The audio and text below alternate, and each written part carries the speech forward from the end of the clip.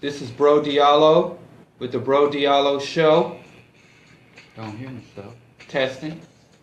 Greetings, this is Bro Diallo with the Bro Diallo Show. And still nothing.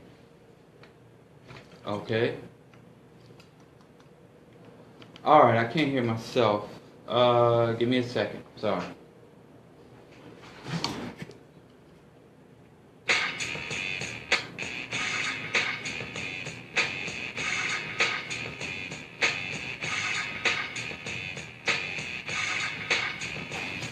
Greetings.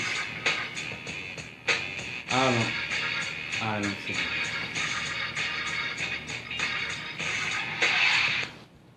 Greetings.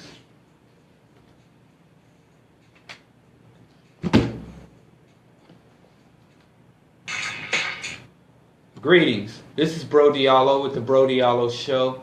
I'm sorry, the boards are doing their own thing again this morning. So if you can't hear me, just let me know. Send me a shout on Facebook or Twitter or whatever, and let me know. And because things aren't sounding quite right on my side, I don't know if they're working on your side. But we will press on until we are able to figure out what the hell's going on. Anyway, it's the Bro Diallo Show, Wednesday morning in the city of Chicago, October 17th in the year of your Lord, 2016. This is unbelievable. I can't. Nothing's coming through. Yeah, I'm good. It's just my headphones. I don't know what the deal is. They have these other programs, and they come in and change all the settings on the soundboard, and then I come in behind them, and it's not, the feed isn't right. But if you can hear me, that's all that matters. Everything else, I guess we'll have to figure out in the post-production. Not that we have post-production, but I need to say something right. Anyway, I got too much to get into for this. So let's jump into it. Let's keep progressing. October is officially Domestic Violence Awareness Month for the United States of America. And domestic violence has recently been given more attention lately, of course, because members of the elite, members of the control class, the pampered oligarchs, have been busted, I say, or caught engaging in domestic abuse and domestic violence. Everything from ball chasers are gladiators of the modern empire, Ray Rice, of course, and NFL, but they made the wonderful strategic move of bringing Beyonce to perform at the Super Bowl, and we went from every day in the headlines about not just Ray Rice and his wife, but how the NFL has routinely protected its commodities, its property, from domestic violence charges, rape charges, and just being good old boys, and protected their investments by throwing basically NFL wives and NFL girlfriends, NFL groupies, for lack of a better word, under the bus when these geeked out, roided up, testosterone fueled gladiators, just get a little too wild, get a little too out of hand. And that was at the top of the headlines. Everything from Time magazine and the major media to the independent liberal press, Democracy Now!, even the underground press had articles writing about not domestic violence in general, but the violence promoted in society by NFL. But like I said, when $1 billion can buy you some pretty brilliant propaganda and proper press. So they brought Beyonce out, and Beyonce put on both a exhilarating show and a controversial show with, Black Panther or Black nationalist cosplay. and it totally took us away from domestic violence in the NFL, and by extension domestic violence in the greater society, or what's now being termed, I saw as I was researching and reading up on the topic, that I don't claim to be an expert in, but as I was reading on the topic, they call it intimate partner violence now, or intimate violence. So anyway, domestic violence was removed from the headlines, and therefore our immediate direct consciousness, aside from, a lot of people that directly, the feminist movement and people who work the shelters and policing agencies and the courts, of people who are paid to have to deal with this blight on society, this systemic blight on society. The people who are paid to deal with that have to, of course, can't ignore it, but we as a society get to move on to other things, like from domestic violence to, rape. And, because Nate Parker, and then we have another celebrity that had suicidal ideations and checked himself in for mental health and drug abuse, so now that's a topic. So, let's hope, I hope these celebrities continue to articulate public issues, because I guess in this current, celebrity worship, circus and bread society, if a celebrity isn't impacted, then it doesn't really matter, I guess. Celebrity lives and celebrity causes matter.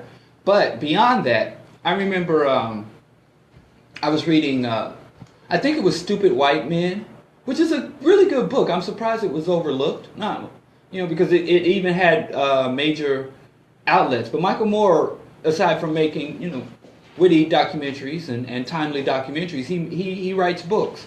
And one of his best books that I've read was Stupid White Men. And don't get mad at me, I didn't write the book, I didn't title it.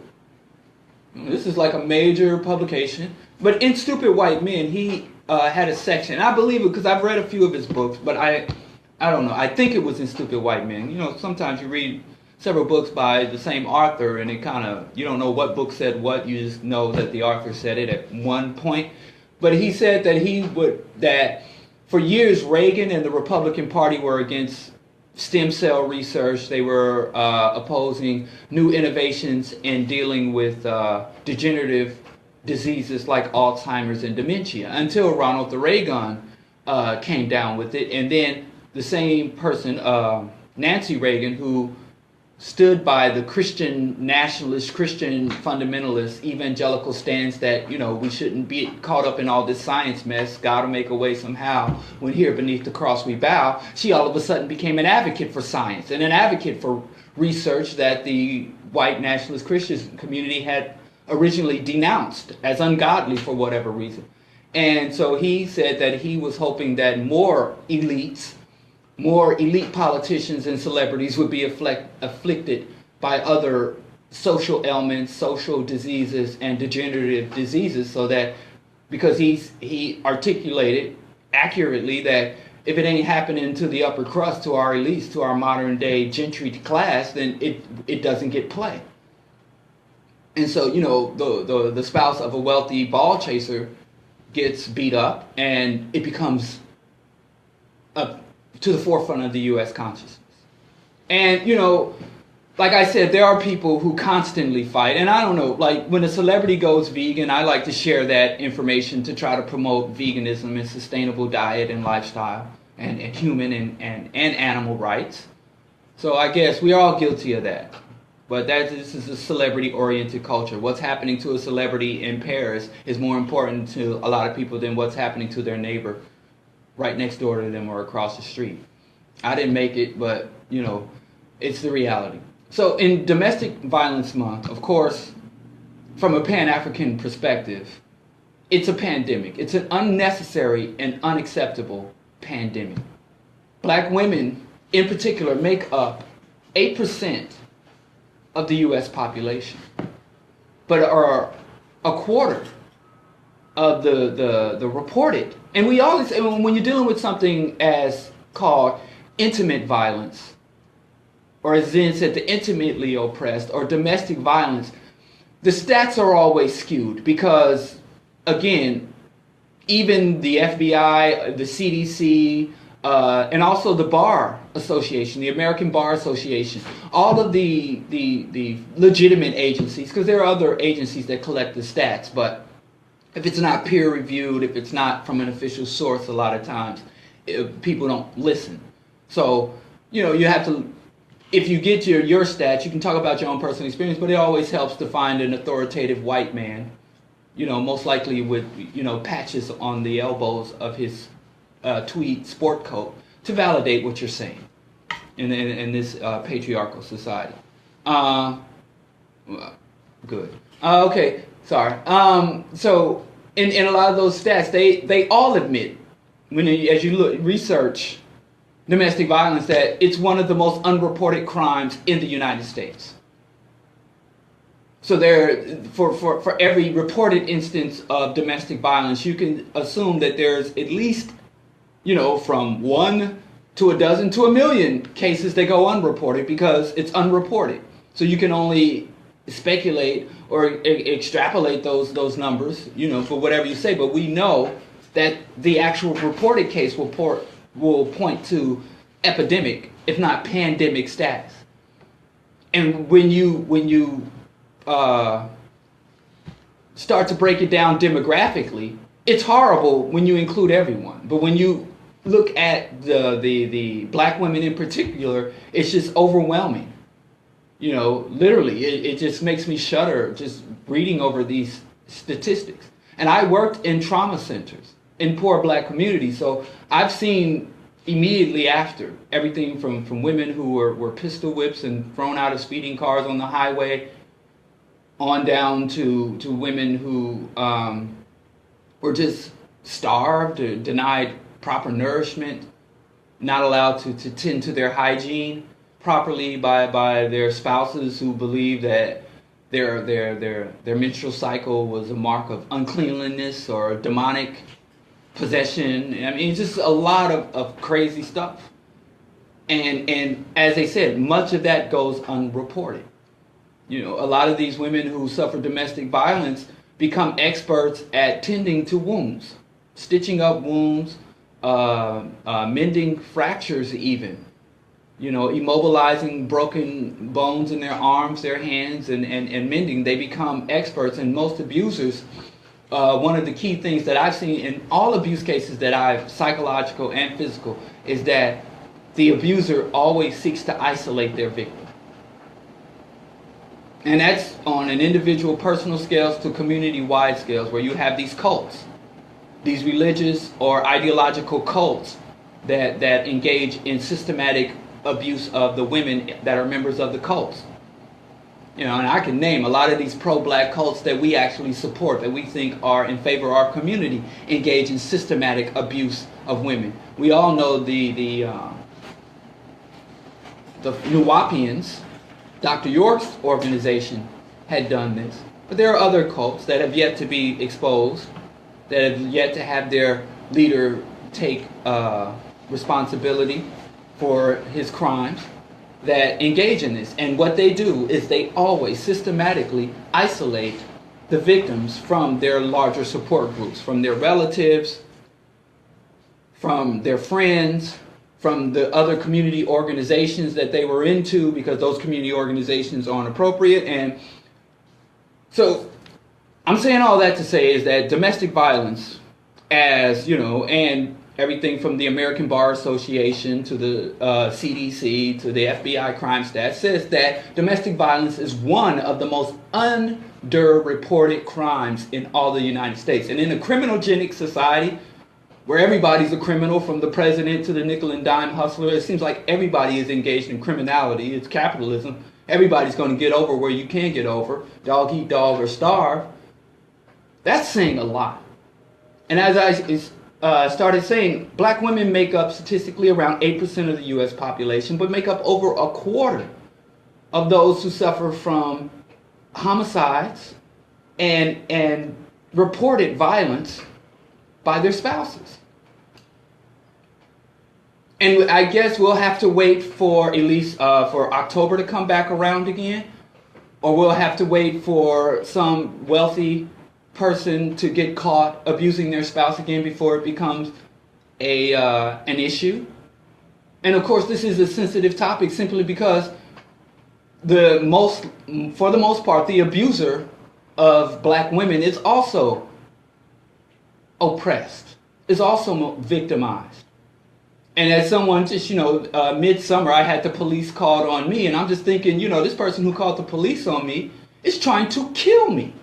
Because calling the police on a black man is tantamount to an attempted murder. And a lot of these sisters out here, they understand that. They accept that.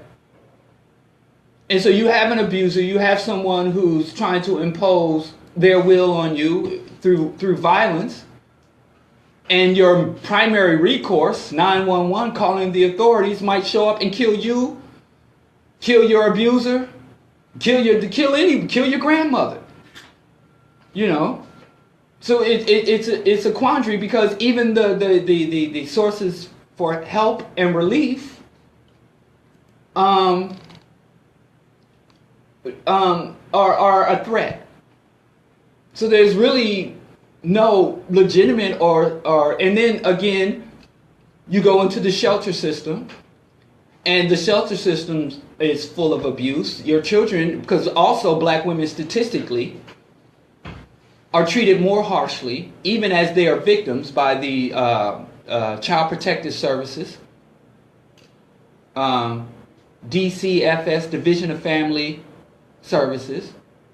And Division of Family, we thought that Division of Family stood for the particular bureaucracy, the branch of government. No, but Division of Family means dividing up families, apparently.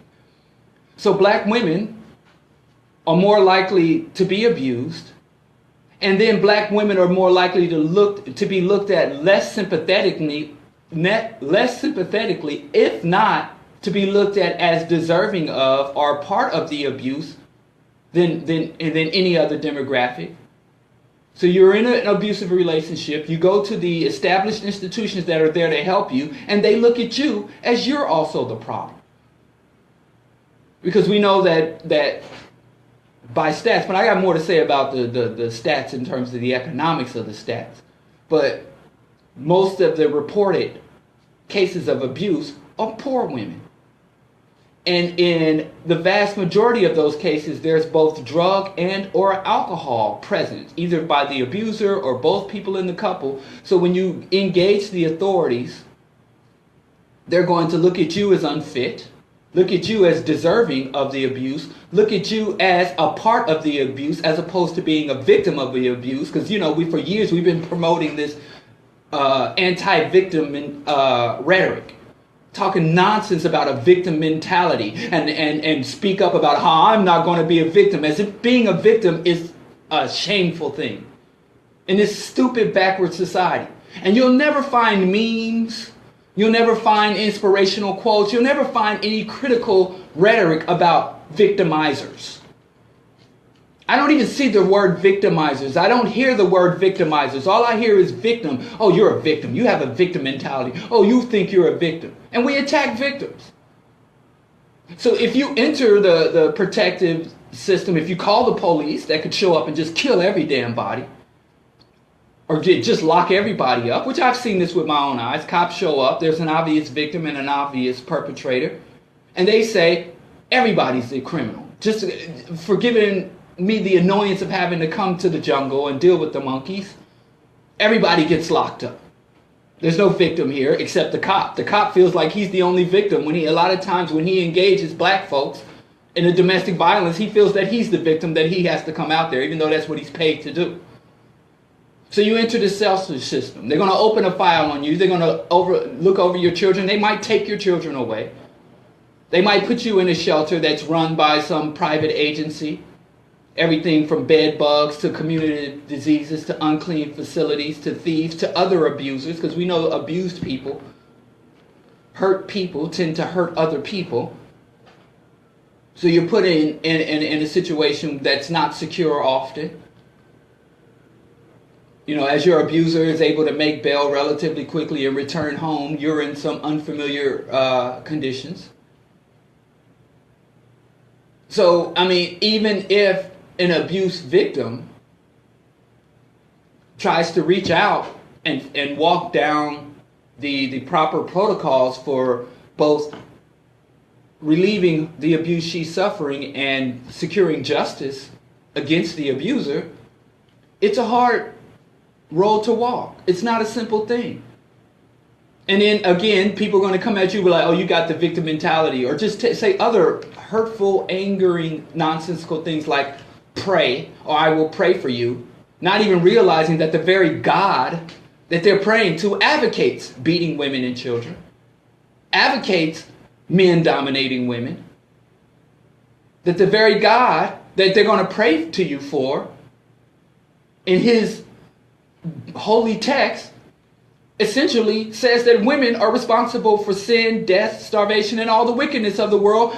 And the reason that woman is responsible for that is because she departed from the direct domination or leadership of the man, Adam.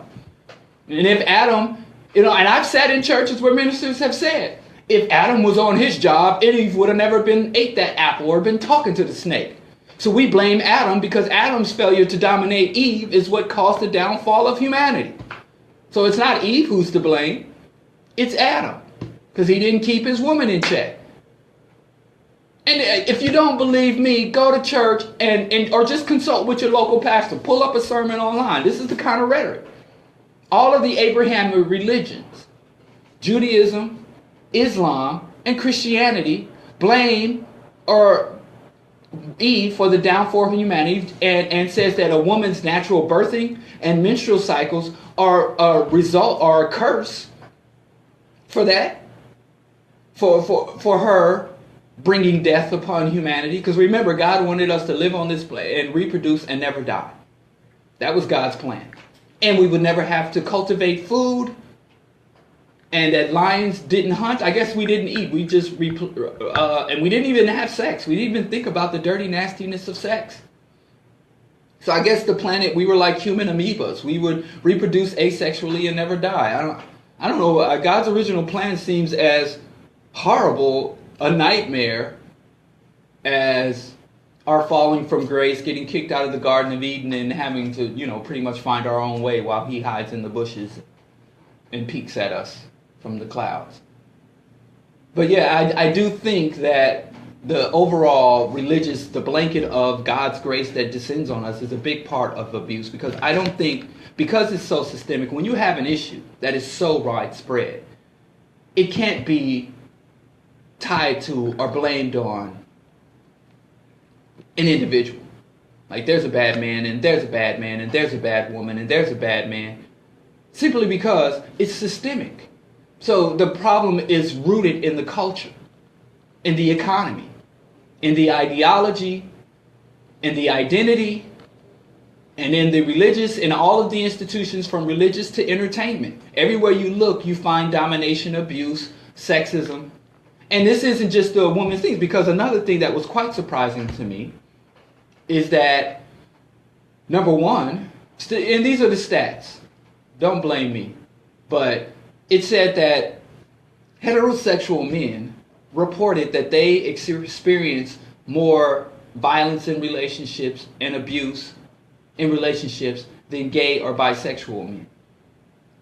And that lesbian relationships have violence. Over 44% of lesbian intimate relationships have reported domestic violence, whereas hetero or bisexual relationships are in the 20s, 28, 29, the upper 20 percentile.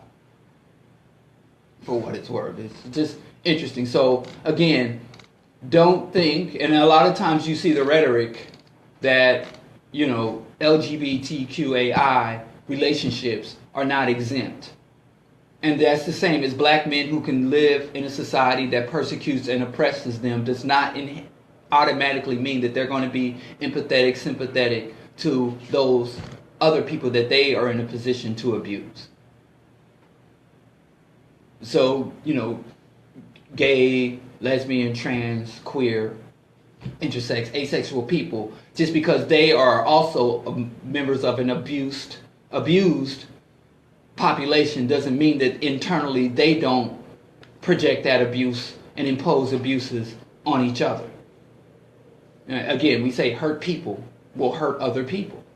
That is one of the responses. So this is a systemic thing. So it's not even about just men, because women in intimate relationships with other women abuse. But again, the onus is ultimately on men, because men are by and far, statistically, the most likely abusers.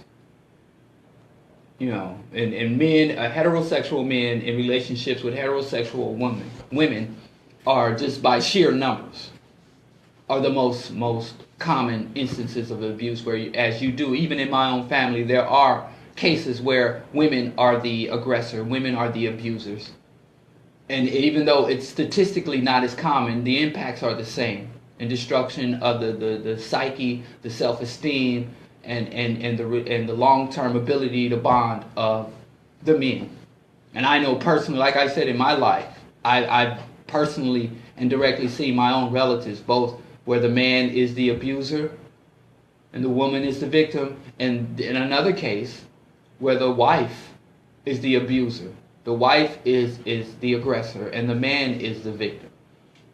And then, of course, because of the society tells us men, we have to thump our chest, drink beer, watch football, and aside from those prerequisites for manhood, we gotta be stronger, tougher, more manly and violent than a woman. So then again, it's more compounding shame, oppression, and isolation and alienation for a man who's a victim of domestic violence. You know, and they're an unseen, isolated group. I'm not even sure. I know there are some domestic violence shelters for men who are victims of domestic violence. And now with the advent of the internet, we see that a lot of so-called comedy videos. I just saw a comedy video a few days ago where there was something where this guy was liking Instagram photos and his girlfriend was tracking him online, and when she saw this, basically she came up and put a knife to his throat, saying that, you know, I don't like you liking other women's photos or looking at other women online. And she literally put a knife to his throat, and this was supposed to be comedy. So it ain't no joke. It is not a joke. So we're going to get into some of what I think are some appropriate solutions. Again, I think you could be locking up black men, you can be sheltering black women and taking away their children, or all of us can just get pistols and knives and just, you know, keep blasting at each other. But none of that's going to be an ultimate solution. What you have to do is basically, from the ground up, structure not just the culture, but the very infrastructure of society. Because whenever I look at violence in society, I don't think it's isolated. We like to classify violence. That's domestic violence, you know, whereas this is what? Street violence, interpersonal violence, you know, emotional violence. I think all of the violence is violence. And this is a violent society. And I don't think that everyone, not only is everyone profiting from violence, but everybody engages in violence. There's nobody that's exempt from it. I don't go to these like shopping malls and these massive retail outlets very often. But when I look at all these products and shelves and literally acres of mass-produced products, that's all produced by violence. And inevitably, I'm going to start going to look at the tags. Bangladesh, made in China, made in Haiti, made in Honduras. And I'm like, all of these items that we buy, from our salad shooters to our cell phones to our Coach bags, all of that is made through violence, intimidation, and for the most part, is manufactured by abused women who are looked over by men who are themselves oppressed, but giving powers within the oppressive system to impose their will on whoever's weaker than them. And with all this technology, with all these gadgets that we have, flying to the moon and putting probes on Mars, this society, this global system, economic system, is savage. It's barbaric. So we are going to have a cultural revolution. And they keep writing, okay, let's have stricter laws. We're going to lock up more men for longer periods of time, impose more regulations. Hell, let's build more shelters and educate more professionals to talk to more women. That's just sticking your finger in a leaking dam. At least in my own summation. Because, I don't beat my wife, but our lives are surrounded and saturated with violence. My wife still has to deal with sexism. Especially being an educated woman with a terminal degree in a professional field, and she's a black woman, so people look, oh, she's unworthy of what she has.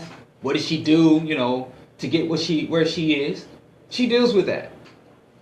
And is even showing how qualified, how brilliant she is, she still catches that. And that is violence. Those, what they call microaggressions. So the only way to really address this is not to come up with better reforms or more draconian punishments. It's to change the fundamental society. And here's another thing because also something you find universal in all the different agencies and organizations that keep domestic violence stats. They say that it's a highly unreported crime, but they also say that it's an economic component. Meaning that poor women and poor men are more likely to beat the hell out of each other than affluent people. But, I guess Donald Trump and the instance the millionaire ball chasers, from what I've seen, again, I think the underreporting and the economic face given to domestic violence are related.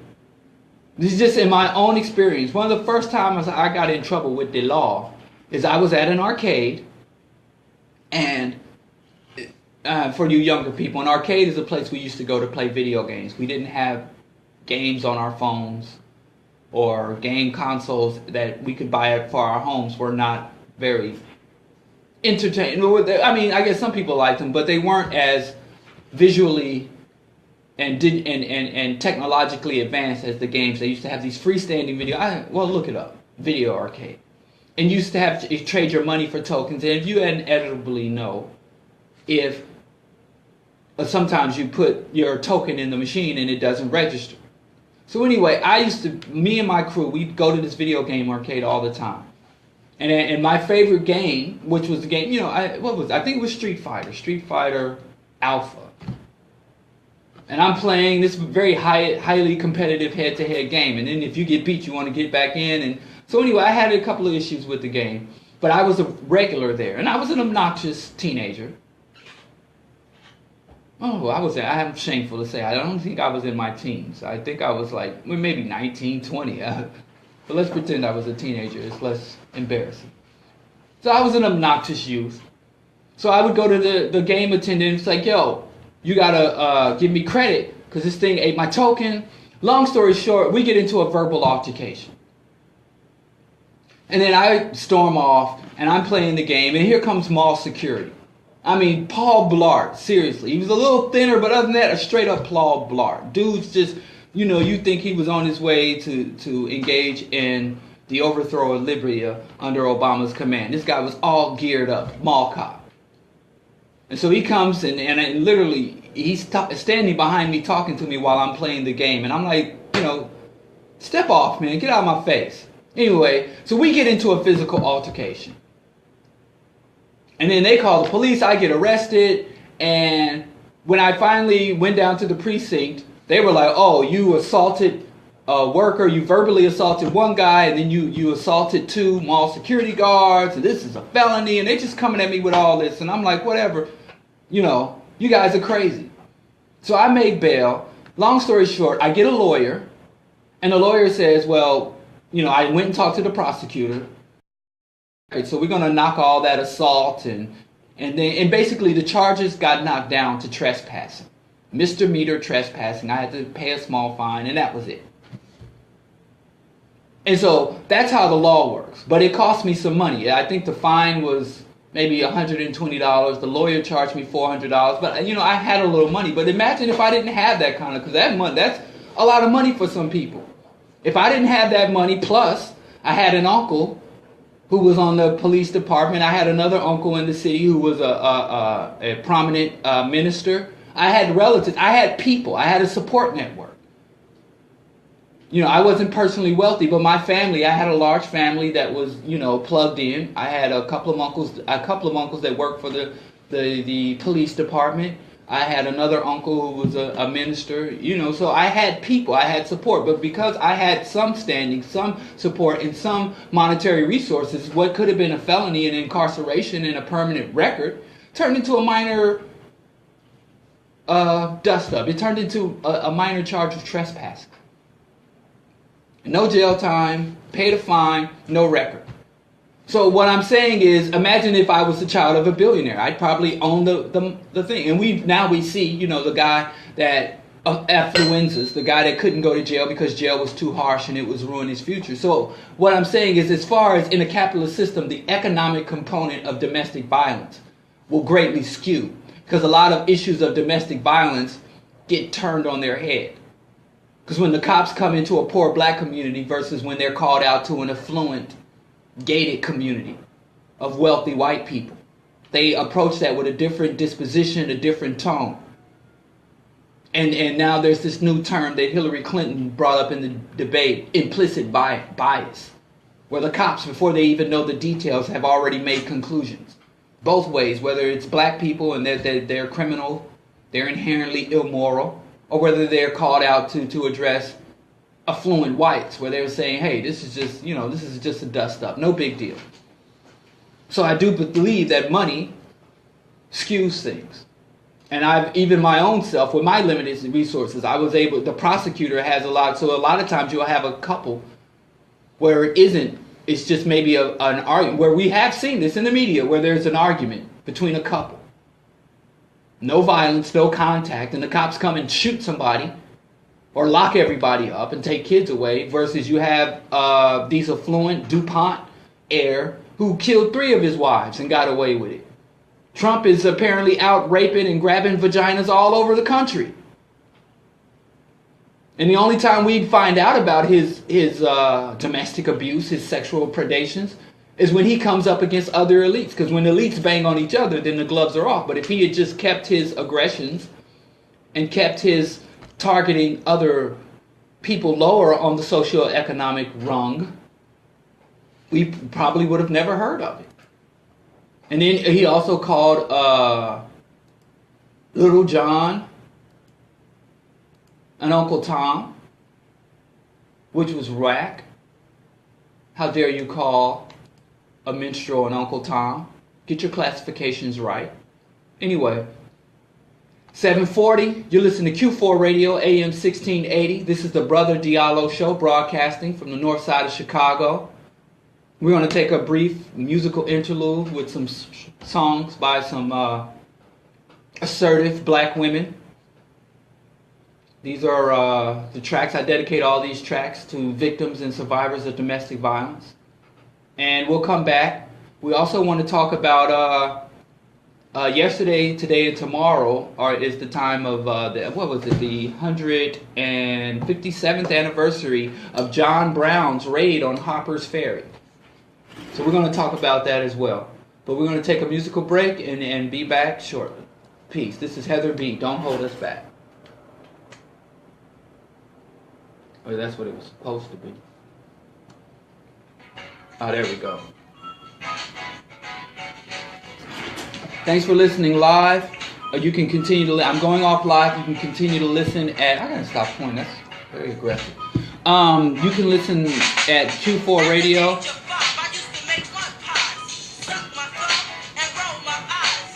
You can listen to Q4 Radio. You can listen at Q4 Radio on Facebook, q4.org, q4.org, or you can find the remainder of the show on the archive sooner than later.